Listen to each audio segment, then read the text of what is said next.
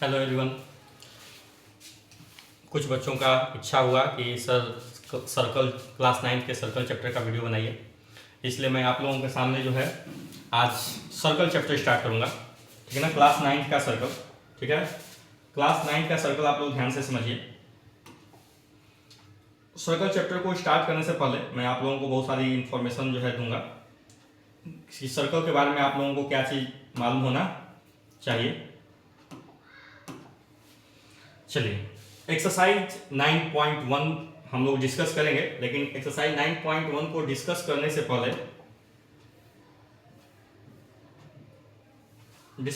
पहले हम लोग जो है कुछ समझ लेते हैं। सबसे पहले हम लोग सर्कल समझ लेते हैं कि सर्कल क्या है। तो circle is a curve. Circle क्या है?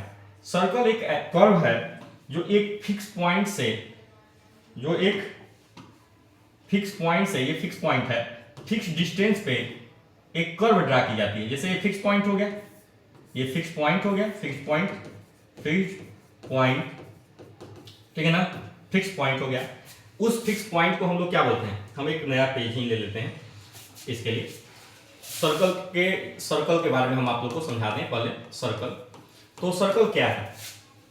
देखिए, ये है सर्कल, ठीक है ना। इस सर्कल का एक पॉइंट है जो फिक्स है। इस फिक्स पॉइंट से फिक्स डिस्टेंस पे जो कर्व ड्रा की गई है, ये जो कर्व ड्रा की गई है, इसी कर्व को हम लोग बोलते हैं सर्कल। ठीक है ना। ये पॉइंट जो फिक्स है उसको हम लोग सेंटर बोलते हैं। ये फिक्स पॉइंट है, फिक्स पॉइंट जिसको हम लोग क्या बोलते हैं? सेंटर। क्या बोलते हैं? Centre, CNTR, centre. और ये जो डिस्टेंस है जिसको हम लोग रेडियस बोलते हैं। क्या बोलते हैं? रेडियस। ठीक है ना। और ये रेडियस जो होती है सर्कल की हर जगह सेम होती है, चाहे आप लोग कोई भी सर्कल ड्रॉ करेंगे, ये सेंटर से ये डिस्टेंस, ये सारे जो डिस्टेंस है वो सेम होंगे। ठीक है ना। तो ये बात थी सर्कल का सेंटर और रेडियस। अब देखिए, ये है सर्कल, ये भी है सर्कल, हम कई सारे सर्कल बना लेते हैं। ये है सर्कल, बना लिया। चलिए देखिए, ये है सर्कल का सेंटर। इस सेंटर से पास करने वाली लाइन, ये सेंटर से पास करने वाली जो लाइन होती है, ठीक है ना, जो सर्कल के बाउंड्री को टच करती है, मीन सर्कमफरेंस को टच करती है, इसको हम लोग बोलते हैं डायमीटर। क्या बोलते हैं इसको?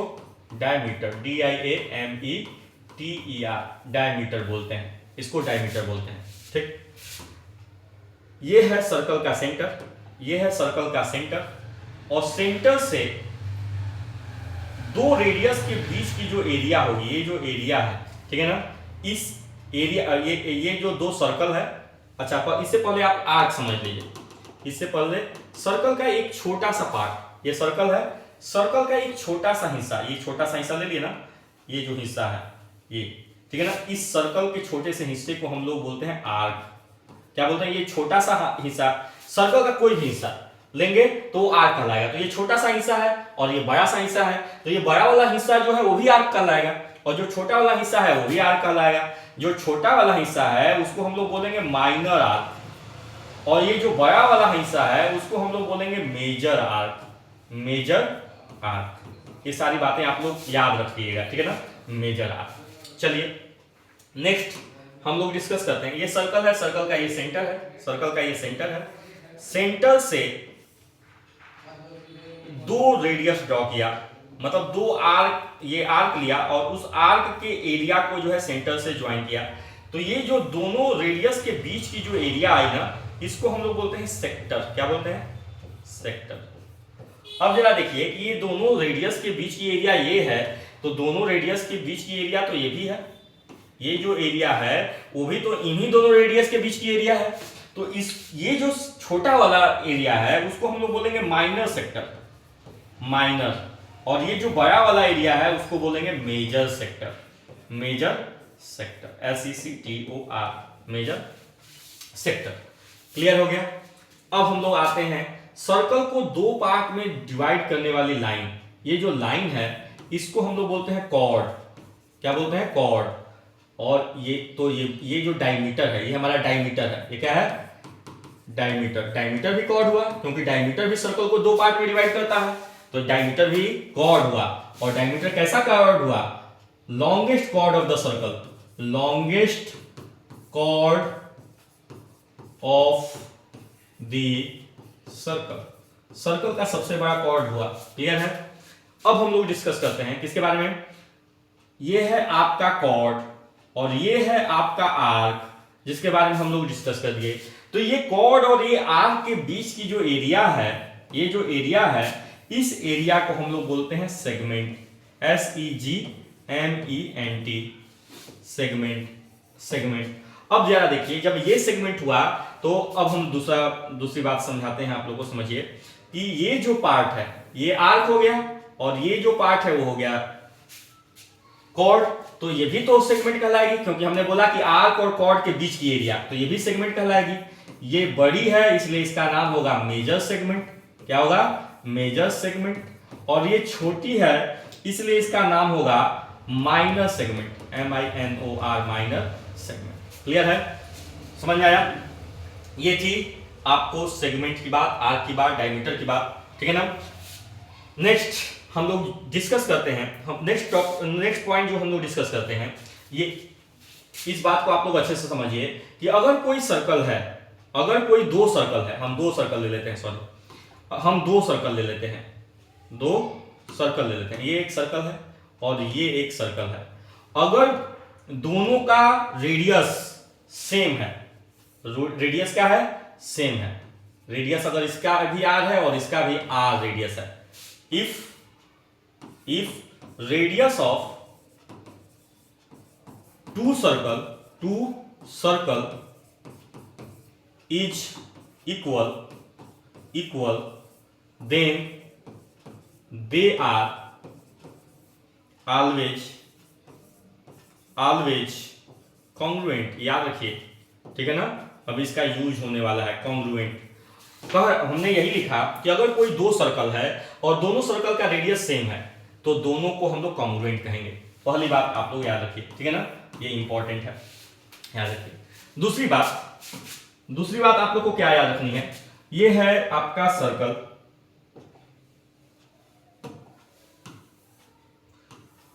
सॉरी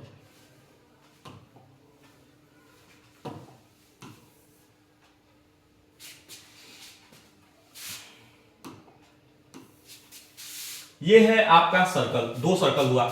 अगर दोनों सर्कल कॉन्ग्रुएंट है, नेक्स्ट है कि if two circles are congruent then their radius is always equal. ठीक है ना? अगर दो सर्कल हैं और दोनों सर्कल क्वेश्चन में दिया हुआ है कि कॉन्ग्रुएंट हैं, तो आप लोग याद रखिए कि ये दोनों सर्कल हमेशा इक्वल होंगे, हमेशा क्या होंगे? इक्वल होंगे। तो इस तरह से अगर जो क्वेश्चन में जो टॉपिक हमें यूज आएगा उस तरह से हम लोग जो है उस टॉपिक को डिस्कस करते जाएंगे। अब हम लोग क्वेश्चन पे आते हैं, क्वेश्चन पे हम लोग आते हैं। क्वेश्चन में क्या है देखिए ध्यान से, क्वेश्चन में है कि recall that two circle are congruent if they have same radii. याद कीजिए कि दो सर्कल कॉन्ग्रुएंट होंगे जब दोनों का रेडियाई सेम होगा। तो हम लोगों ने याद कर लिया कि अगर दो सर्कल हैं, दोनों की रेडियाई सेम है तो वो दोनों कॉन्ग्रुएंट होंगे। ये एक सर्कल है, ये एक सर्कल है, दोनों का रेडियस सेम है। अगर दोनों का रेडियस सेम है मतलब इसका भी रेडियस r है, इसका भी रेडियस r है, तो ये दोनों कॉन्ग्रुएंट हैं। क्लियर है? Prove that equal cord of congruent circle. अब अगर कह रहा है क्या प्रूफ करने के लिए, देखिए कि prove that equal cord of congruent circle, congruent circle के जो इक्वल कॉर्ड्स होंगे, यहां पर दो इंफॉर्मेशन दिया है कि कॉर्ड इक्वल है और कॉर्ड कॉन्ग्रुएंट, सर्कल कॉन्ग्रुएंट है। ये कॉर्ड इक्वल है, ये कॉर्ड इक्वल है। इसका नाम देते हैं ए बी और इसका नाम देते हैं सी डी। तो हमारा गिवन है, क्वेश्चन में गिवन है कि A B is equal to C D, A B और सी डी बराबर है, ए बी और सी डी बराबर है। और अगर हम इसका नाम दे देते हैं C1 और इसका नाम दे देते हैं C2, मतलब सर्कल 1 सर्कल 2, तो C1 is congruent to C2, मतलब दोनों सर्कल कॉन्ग्रुएंट है, दोनों सर्कल कॉन्ग्रुएंट है और दोनों का कॉर्ड बराबर है। इतना इंफॉर्मेशन हमारे पास गिवन है। हमें प्रूफ क्या करना है? To proof to prove, question जब भी सॉल्व करेंगे तो हम लोग ऐसे ही लिखेंगे, to prove they sustain equal angle at their centre. हमको प्रूव करना है कि ये जो सेंटर से एंगल बना रहे हैं, मतलब ये जो दोनों कॉर्ड हमने ड्रा किया वो सेंटर से जो एंगल बना रहे हैं वो बराबर है। देखिए क्या है, ये सेंटर है, ये क्या है, ये क्या है, सेंटर। तो सेंटर से जो एंगल बना रहे हैं, ये कॉर्ड सेंटर से एंगल ये बनाया, ये कॉर्ड सेंटर से एंगल ये बनाया ना, ये एंगल। आपको अगर इसका नाम देते हैं m और इसका नाम देते हैं n, तो टू प्रूव हमको प्रूव करना है कि angle AMB is equal to angle CND। यही हमें प्रूव करना है कि ये एंगल और ये एंगल दोनों क्या होंगे, इक्वल होंगे, दोनों एंगल क्या होंगे, इक्वल होंगे। क्लियर है? चलिए तो प्रूफ करते हैं हम लोग, प्रूफ करते हैं। In triangle AMB and triangle CND, दो ट्रायंगल की हम लोग बात करते हैं, दो ट्रायंगल की बात करते हैं। तो क्या क्या हमारे पास इंफॉर्मेशन है, हमारे पास इंफॉर्मेशन है कि AM इक्वल टू CN होगा, AM और CN बराबर होगा, AM और CN बराबर होगा। क्यों? क्योंकि दोनों ट्रायंगल कॉन्ग्रुएंट है, दोनों ट्रायंगल क्या है, कॉन्ग्रुएंट है। तो radii of congruent triangle, congruent circle, दोनों सर्कल कॉन्ग्रुएंट है और इसका रेडियस है इसलिए बराबर होगा, AM equal to CN। Again BM equal to DN, same हम लोग लिखेंगे कि BM और DN दोनों बराबर होंगे। क्यों? Radii of congruent circle. और AB equal to CD, AB equal to CD क्या है, क्वेश्चन में गिवन है, क्या है, गिवन है। So triangle AMB is congruent to triangle CND by SSS criteria, होगा कि नहीं होगा? इस ट्रायंगल के तीनों साइड, इस ट्रायंगल के तीनों साइड के इक्वल हैं, ठीक है ना। तो side criteria, SSS criteria means side criteria से ये दोनों ट्रायंगल कॉन्ग्रुएंट हो गए। तो हम लोग पढ़े हैं, सॉरी, ये दोनों ट्रायंगल कॉन्ग्रुएंट हो गए। तो हम लोगों ने पढ़ा है कि अगर कोई दो ट्रायंगल कॉन्ग्रुएंट हो जाते हैं, कोई दो ट्रायंगल क्या हो जाते हैं, कॉन्ग्रुएंट हो जाते हैं, तो उसके कॉरस्पॉन्डिंग साइड्स या उसके कॉरस्पॉन्डिंग एंगल हम लोग इक्वल शो कर सकते हैं। तो इसके कॉरस्पॉन्डिंग कौन सा एंगल है, देख लीजिए, ये एंगल के कॉरस्पॉन्डिंग इस ट्रायंगल में कौन सा एंगल है, यही है ना। इसका मतलब हो गया कि angle AMB is equal to angle CND by CPCT, जिसको हम लोग बोलते हैं 4 PO कब तोड़ो। और CPCT का फुल फॉर्म क्या होता है आप लोगों को तो मालूम होगा, CPCT का कॉरस्पॉन्डिंग पार्ट ऑफ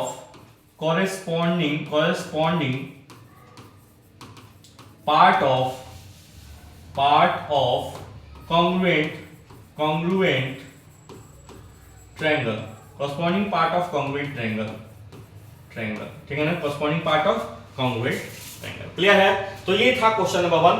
आप लोगों को समझ में आ गया होगा कि recall that two circle are congruent if their radii are. पहले आप लोग को याद दिलाया है कि दो सर्कल कॉन्ग्रुएंट होंगे, तब कॉन्ग्रुएंट होंगे जब दोनों का रेडियाई सेम होगा, और जब दोनों का रेडियाई सेम होगा तो कॉन्ग्रुएंट होंगे, ठीक है ना। और कॉन्ग्रुएंट होंगे तो रेडियाई सेम होगा। ये दोनों बात याद रखनी है आपको, जैसा कि मैंने अभी बताया भी था। हम लोग आते हैं नेक्स्ट क्वेश्चन पे, इसी का नेक्स्ट पार्ट है, क्वेश्चन नंबर 2 पे आते हैं। Prove that if chord of a congruent circle sustain equal angle at the centre. देखिए जस्ट उसका उल्टा है, ये दो सर्कल हमने बना लिया, एक सर्कल और ये है दूसरा सर्कल, ये है दूसरा सर्कल। थोड़ा सा इसको नीचे कर देते हैं, ठीक है ना। कैसा सर्कल है, कॉन्ग्रुएंट सर्कल, यहां पर दिया हुआ है कॉन्ग्रुएंट सर्कल। तो ये याद रखिए कि दोनों का रेडियस क्या है, सेम है। गिवन क्या है आपके पास, गिवन है कि अगर ये सर्कल C1 है, ये सर्कल C2 है, तो C1 is congruent to C2, C1 और C2 कॉन्ग्रुएंट है। क्लियर है? Sustain equal if the chord of congruent circle sustain equal angle. ये जो एंगल बना रहे हैं, जो कॉर्ड है वो सेंटर से जो एंगल बना रहा है वो इक्वल दिया हुआ है, ये कॉर्ड है, और सेंटर से जो एंगल बना रहा है ये इक्वल है। अगर हम लोग फिगर ABCD नेमिंग कर देते हैं, ये M है, ये N है, तो यहां पर गिवन है कि angle AMB is equal to angle CND, ये गिवन है। प्रूफ क्या करना है, टू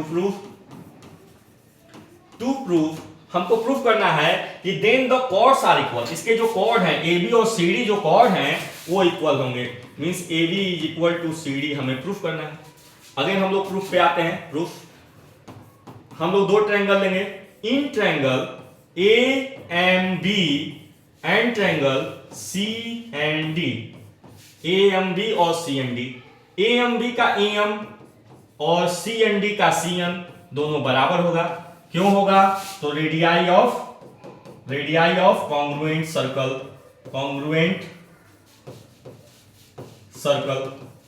कॉन्ग्रुएंट सर्कल का रेडियाई है, ठीक है ना। M B M is equal to N D, B M जो है एन डी के बराबर होगा। क्यों? रेडियाई। अच्छा एक चीज और जान जाइए, रेडियस का प्लूरल फॉर्म रेडियाई होता है, रेडियस का प्लूरल रेडियाई होता है, आर ए डी आई आई, ठीक है ना। ये बात याद रखिएगा, कंफ्यूज नहीं हो जाएगा, ठीक है ना। और क्या दिया हुआ है? Angle A and B is equal to angle C and D, ये क्या है? गिवन है। क्या है? गिवन है। तो क्या हुआ? Triangle A M B is congruent to triangle C and D by side by